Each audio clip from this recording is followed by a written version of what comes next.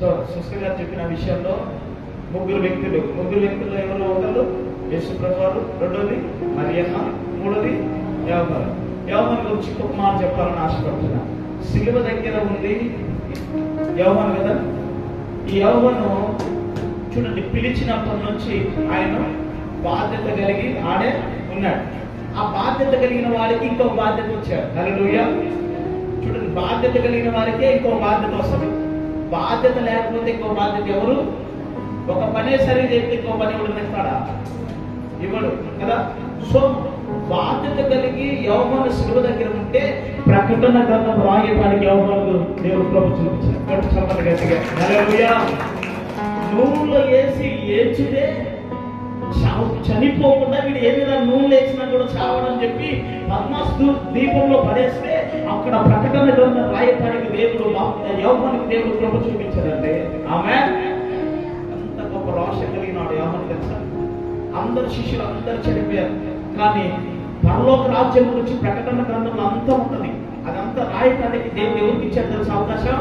ఆ శిలువ దగ్గర బాధ్యత కలిగి ఉన్నటువంటి యోహానుకే దేవుడు ఇచ్చినాడు. ఆమె అదిగా చెప్తుంటే దేవుడు అది నాకు చూపిస్తున్నాడు, అది నాకు తెలియజేస్తా ఉన్నాడు. మీకు అర్థమైందా?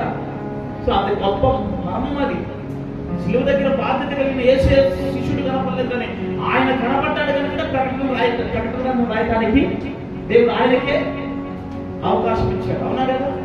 చెప్పరండి, అవునా? ఆ ప్రకటన అంటే జరగబోయే విషయాలు, అంత గొప్ప సంగతులు రాయడానికి రైట్. ఇంకొక చక్కని విషయం ఏంటంటే, చిన్నప్పుడు మీ అమ్మ మీ నాన్న నేను ఎత్తుకొని నీకు అన్ని 1, 2 చేసి నీకు అన్ని బాధ్యతలు తీసుకున్న మీ తల్లిదండ్రులు నీకు చేశారే, వాళ్ళు వృద్ధాప్యం వచ్చినప్పుడు నువ్వు కూడా వాళ్ళు చిన్న పిల్లలుగా భావించి నువ్వు చేయాలి అనేది నాకు చాలా నచ్చింది. అంతగా చెప్పింది నాకు. దేవుని స్తోత్రం.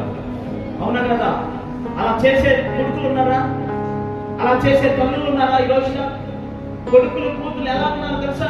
చిన్నప్పుడు మీ అమ్మ మీ నాన్న నీకు ఎలా చేశారో వాళ్ళు కూడా వృద్ధాప్యం వచ్చినప్పుడు వారు కూడా చిన్నపిల్లలతో సమానమే.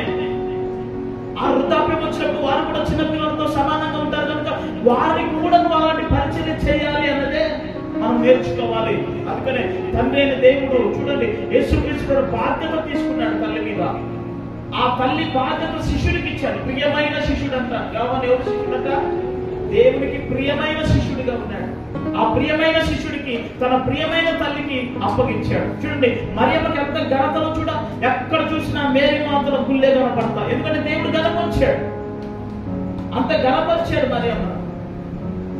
ఎందుకు ఈ మాట చెబుతున్నా అంటే, మరియమ్మది ఒక మానవురాలైనప్పటికీ దేవుడు అన్నాడు, నీవు యేసు ప్రభువుని జన్మిస్తున్నావు కాబట్టి దేవుడు నిన్ను ఘనపరుస్తాడంటే ఆ రకంగా కూడా దేవుడు ఘనపరిచాడు. అయితే ఇంకొక మాట చెప్పిన మాటల్లో ఇంకోటి నాకు నచ్చింది ఏంటంటే, తల్లిదండ్రులు పిల్లల యొక్క భవిష్యత్తు చూసినప్పుడు వాళ్ళు ఉన్నతమైన స్థానంలోకి వెళ్ళిపోయినప్పుడు ఎవరు ఎక్కువ సంతోషిస్తారంటే తల్లిదండ్రులే. నిజమే కదా? ఈ రోజు మనకు సంతోషం కలగాలంటే మన పిల్లలను అలా పెంచుకోవాలి. దేవునికి స్తోత్రం. చూడండి, ఆ కానా పెళ్లిలో అద్భుతంగా ఆ ద్రాక్ష రసం చేసినప్పుడు అందరూ సంతోషపడతా ఉంటే మరియమ్మకి ఇంకెక్కర్లేదు సంతోషం. నేనే కదా పోయి చెప్పి చేసే, నేనే చెప్పింది నా కొడుకు. హల్లెలూయా. అద్భుతంగా మీ అందరికి నీ కొడుక్కి నేనే నేర్పించింది. నా కొడుకు పాస్ అయిపోయినాడు. పాస్ అయితే ఎంతమంది చెప్తావో, ఫెయిల్ అయితే ఎవరు చెప్పవు. ఎవరు అన్నా కూడా నా కొడుకైనా ఫెయిల్ అయితే నీ కొడుకు కాదు ఎప్పుడు కాలేదా అన్నట్టుగా మళ్ళా రివర్స్. అంటే నీ పిల్లల విషయంలో నువ్వు అంత బాధ్యత తీసుకుంటావు. దేవునికి స్తోత్రం. అలాగే ప్రేమ కలిగిన వారిగా మనం ఉండను కాక దేవుడు జాలి ప్రేమను చూపుటకు దేవుడు తన తల్లి మీద జాలి చూపిస్తున్నాడు, ప్రేమ చూపిస్తున్నాడు, దయ చూపిస్తున్నాడు, బాధ్యత చూపిస్తున్నాడు. అన్ని విధాలుగా మన ఆశీర్వాదాలకు కూడా మన తల్లిదండ్రులు చూసుకునే విధానంలోనే ఉందని కూడా సిస్టర్ గారు కొన్ని విషయాలు తెలియజేయడం జరిగింది. దేవుడు దీవించిన కాక దేవుడు మనకు బాధ్యతను చెప్తున్నాడు. ఇంకోటి జాలి దయ కలిగి ఉండాలి తల్లిదండ్రుల పక్కన కూడా దేవుడు చెప్తున్నాడు. కొంతమంది తల్లిదండ్రుల మాట వినటం కూడా మన లెక్క చేయదు. అలా ఉండొద్దు, అది మనకు శాపంగా మాట్లాడు. తల్లిదండ్రుల మాటలు ఉంటే మనకు ఆశీర్వాదాలు. దేవుడి మాటలు దీవించిన కాక.